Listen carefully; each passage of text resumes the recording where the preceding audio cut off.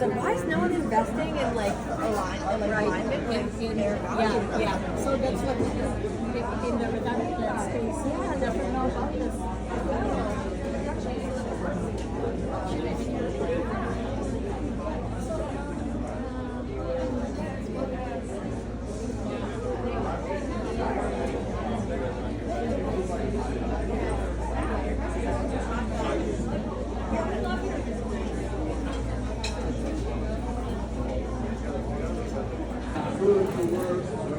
Hot dog chili.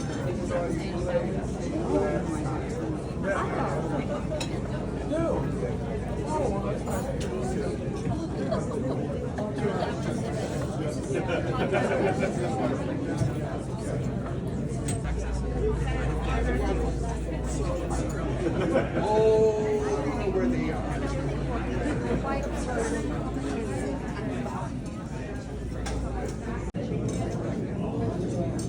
See, ladies.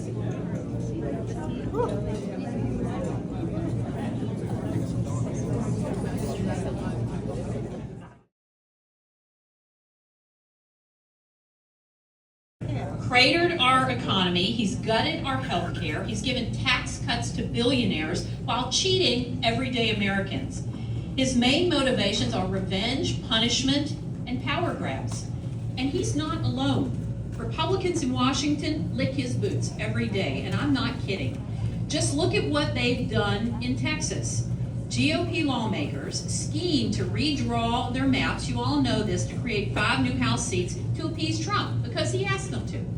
So let's call it what we all know that it is. It's a full-blown attack on our democracy. And it's why here in California we have to keep fighting and we have to keep leading. And it's why I'm running to serve as your next governor. Because when Republicans try to rig the game, suppress the vote, stack the deck, California must stand tall and say, not here. In this state, we trust voters. We believe in democracy. We've shown the country what fair elections look like and voter access is. We built the gold standard of redistricting with an independent citizens commission, not partisan politicians drawing their own districts behind closed doors. That was the past in California.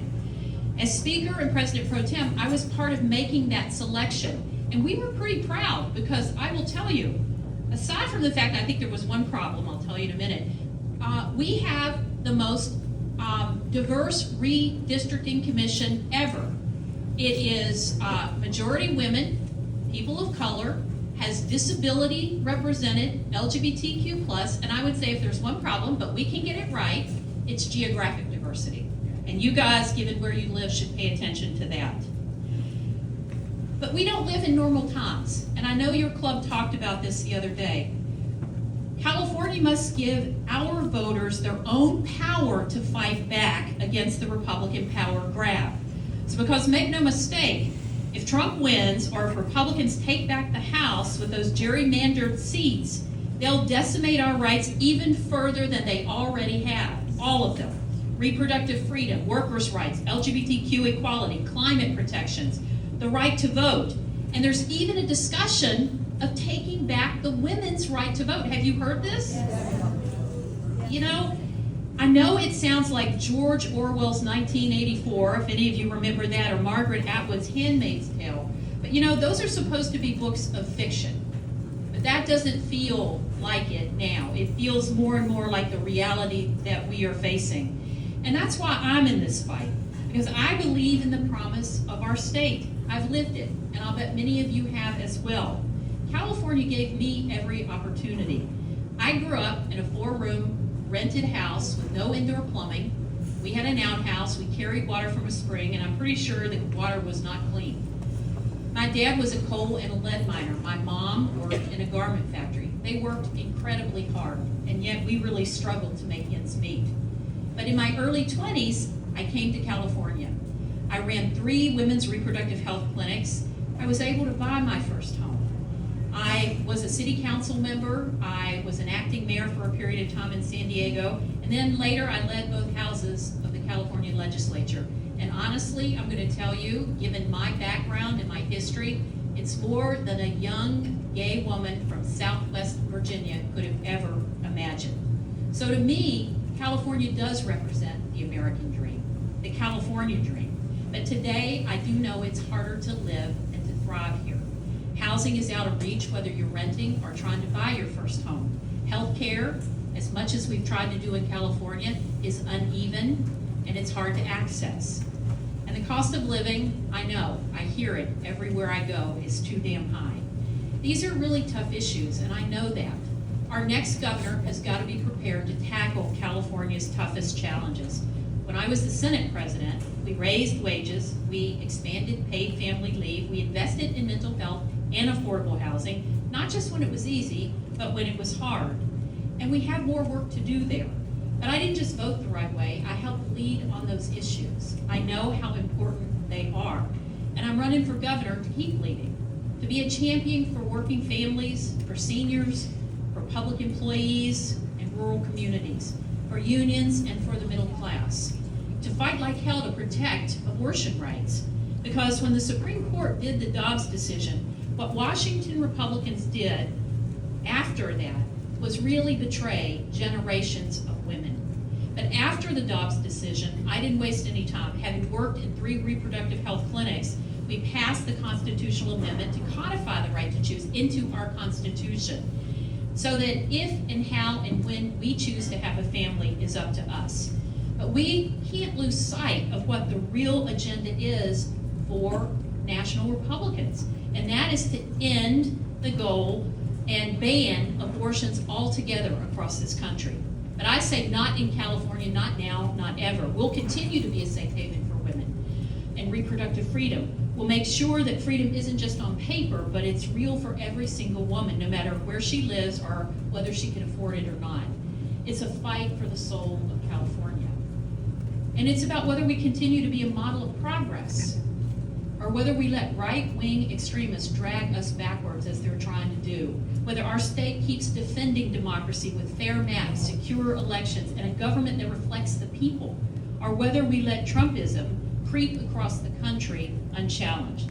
But I know what I'm fighting for, you know what you're fighting for, and we know who we're fighting with. I'm fighting for every retiree who deserves dignity in retirement, who's worked and who's earned it. For every young person chasing a better life like I did by coming to California. For every union worker who starts early and ends the day late. Teachers, nurses, firefighters, public servants who keep this state running. And I'll never stop fighting. And I will tell you, I do it in memory of my family, because they worked so hard and they never were given that chance. And there are people today that want that opportunity. So I want to thank each of you. I know that we all have stories. We all have a story of where we come from and what our challenges were. And it's how those stories intersect and what we do.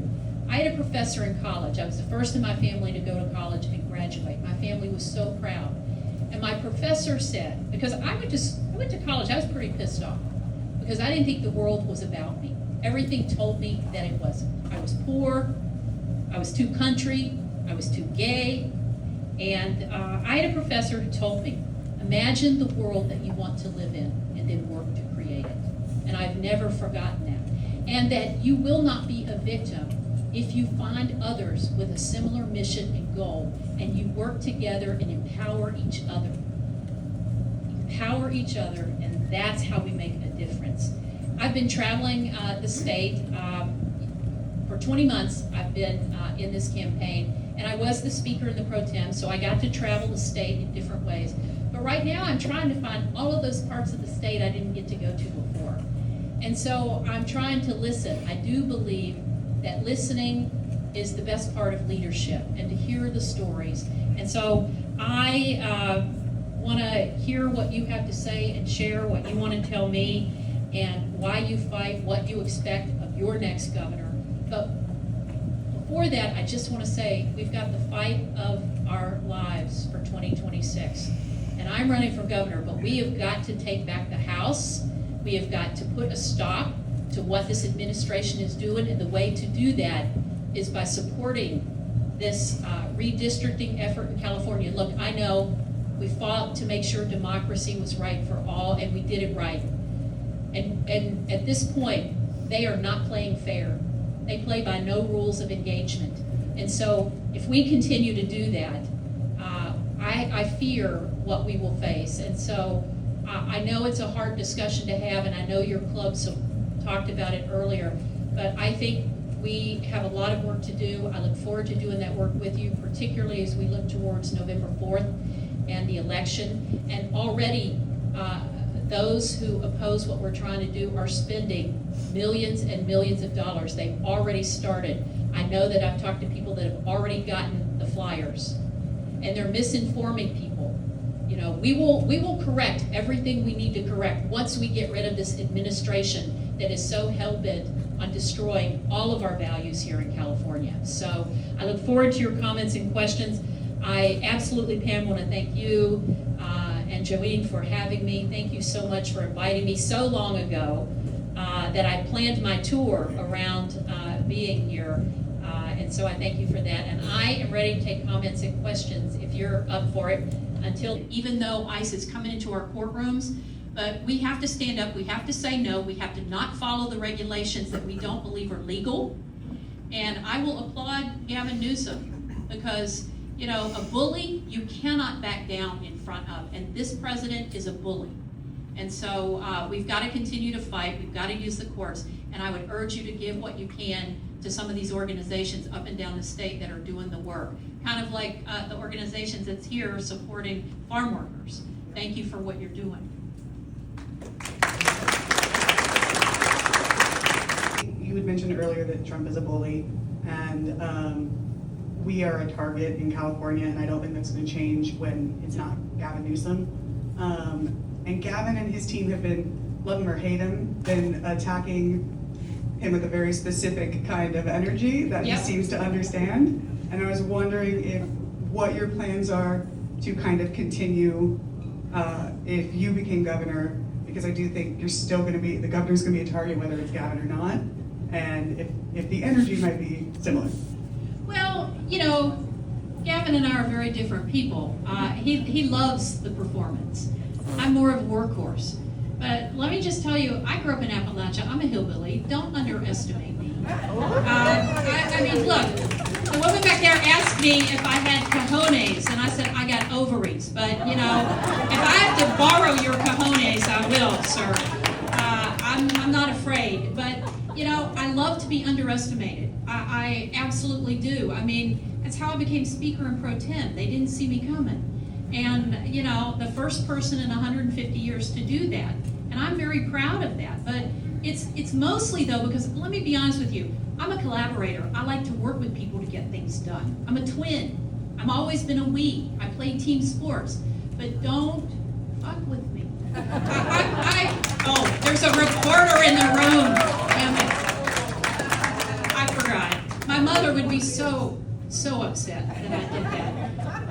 But no, I mean, look, he's gotten us out of our comfort zone. Look how long it took Gavin to finally say, okay, I'm going to do something different here because, you know, he's been fighting him. What Gavin has done in these last few weeks is shocking and wonderful. I mean, you know, we got to do what we got to do. And, you know, I don't know what it'll be like. I mean, this race is 2026. This man is in office until 2028.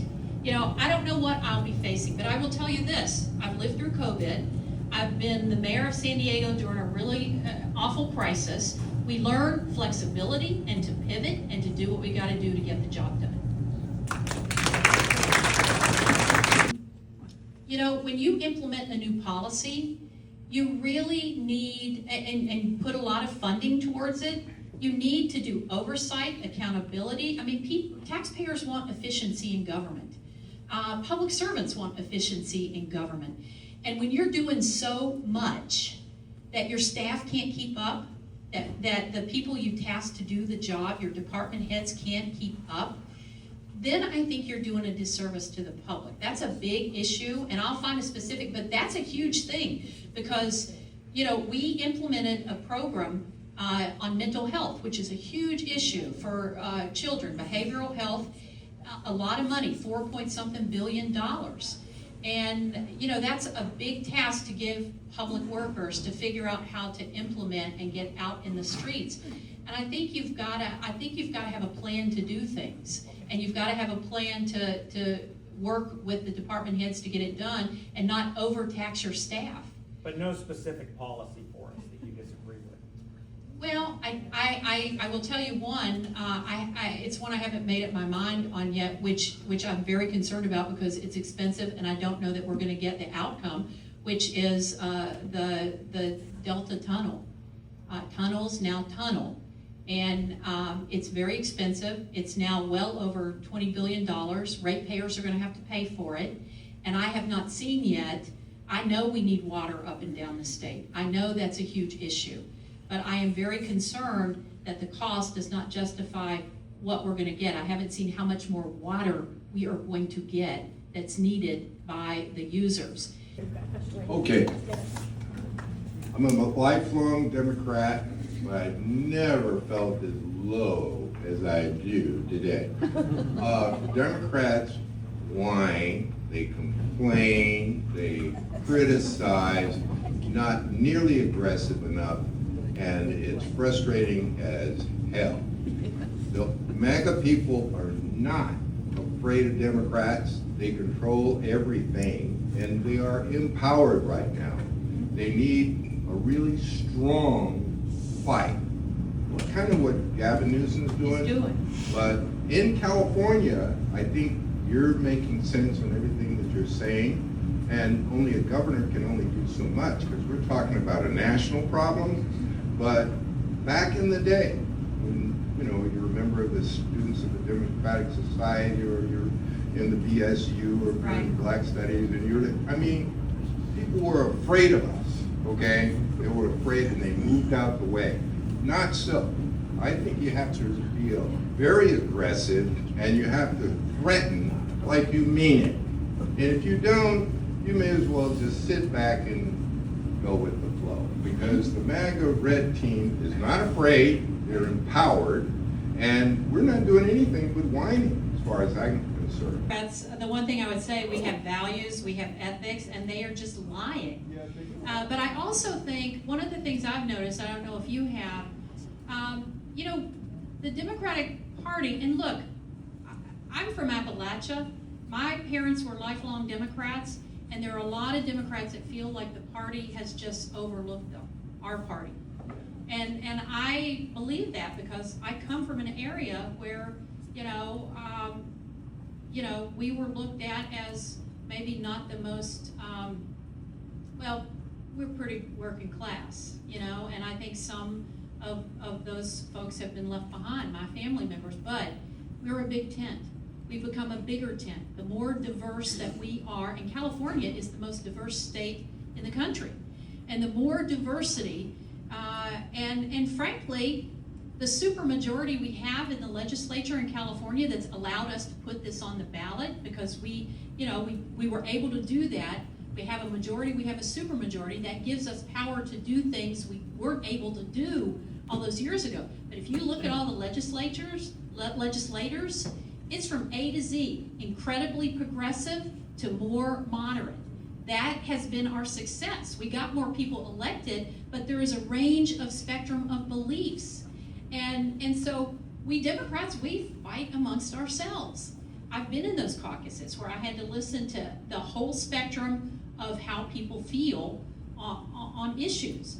And so I do think, in addition to the fact that we're ethical people, and the others certainly are not right now, I do think it is the diversity of who we are and the big tent. And that's positive, but it's harder. Democracy is harder than just saying the stuff that's coming out of their mouth. Right now, it's harder because you have to consider people. And so we're being asked to be people we're not right now. And I think that's why, we've got this before us, and we've got Democrats we have to convince that this is the thing we need to do for now to self-correct so that we have some power back and we can make sure our democracy survives. So, we're the ones ready and able to do it. We're prepared. We're prepared for this fight. All of our communities, I look at you and I see the diversity. I know what we've all been through. We are ready for this fight. We are.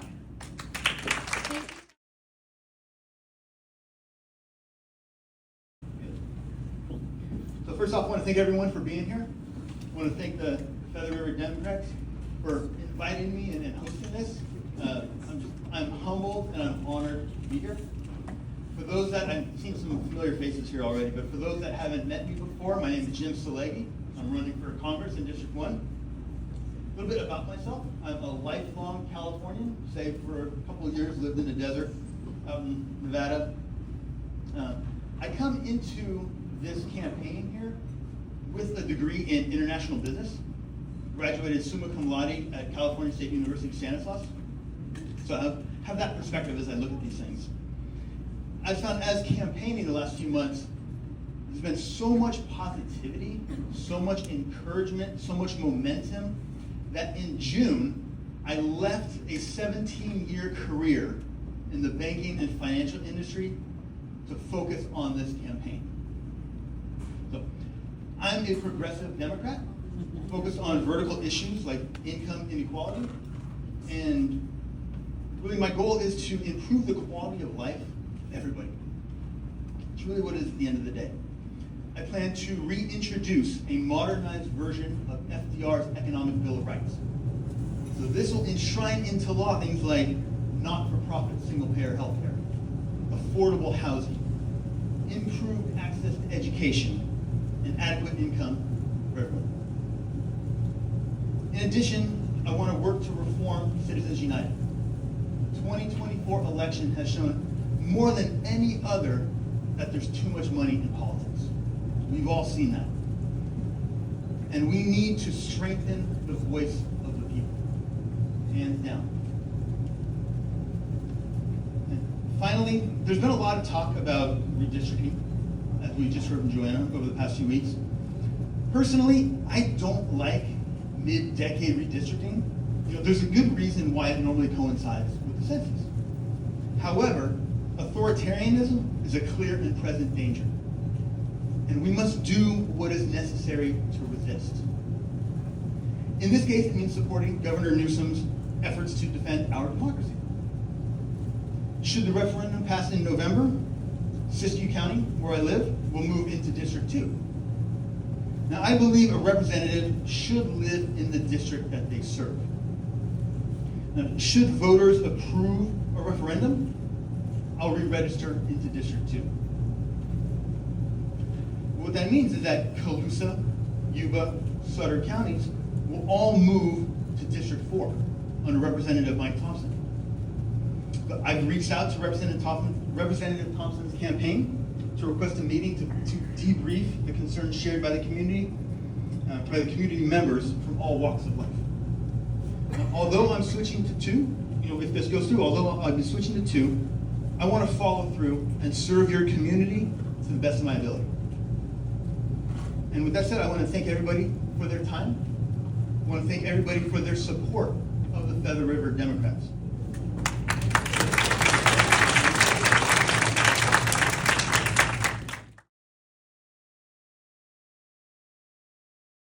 It's a delight for me to be back here with you. I see all my friends from the last cycle, and thank you so much. This is such a pleasure to be here.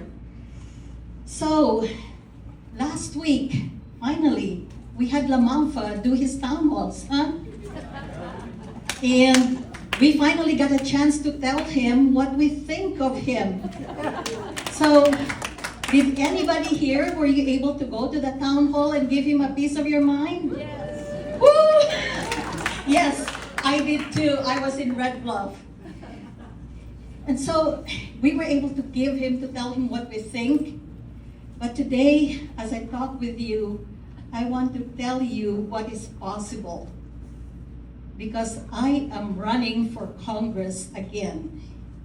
And I am running not just because I hate Lamanfa, like Joanna said. Yes, because I do. That really was the reason. I mean, we really need to get that guy out of here. But really, the core of it is a very simple idea. That government should exist to serve the people.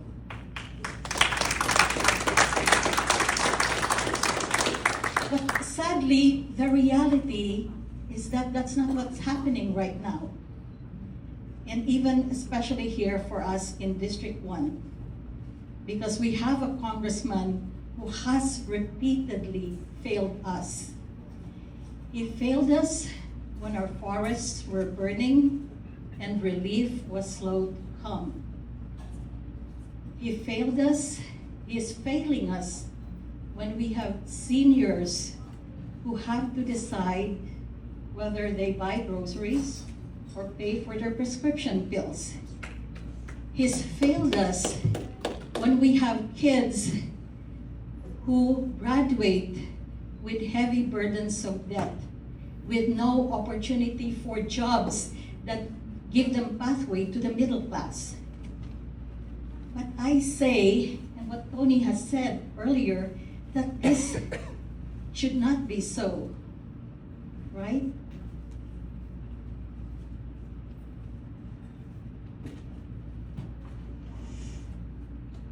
So I am here again in front of you because I believe that we can have an America with a government that serves us, the people. And what is that vision of America? I see an America where healthcare is a right and not a privilege, where it does not depend on whether you work or who you work for. I see an America where workers earn a living wage, enough to house and feed their families, with strong unions that back them.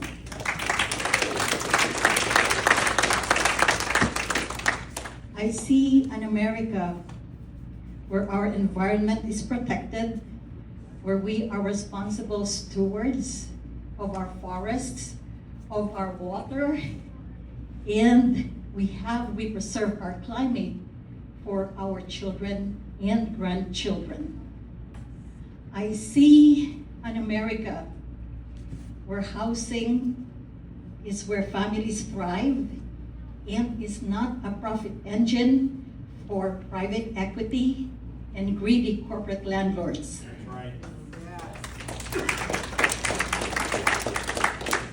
I see an America where our taxes are used to fund our communities so that we have great schools, clean water, and that our seniors and veterans are served with what they need because they have earned it. And that those tax dollars do not go to foreign wars and genocide.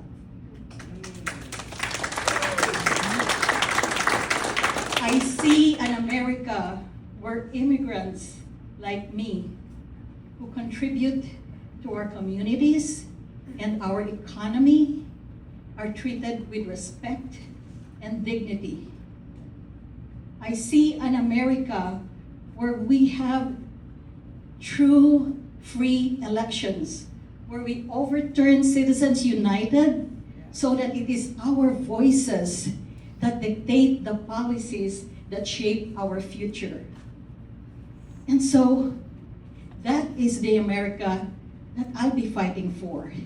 It is a vision of an America where the needs of many, all of us, our needs, will always, always outweigh the greed of the few. And we know that Lamalfa has chosen his side. He sides with those oligarchs. He sides with the greedy elites. He sides with big agriculture. He sides with the corporations that fund his campaign. Well, I side with you. I stand with you. I'm running because I want to fight for you. And that vision of America is going to be built by all of us. By teachers, by farmers, by young people, by senior citizens, by those who have retired. And so it will take all of us. And with all of us together, I believe that we can do it. That America that is for us, that serves us, the people. Thank you.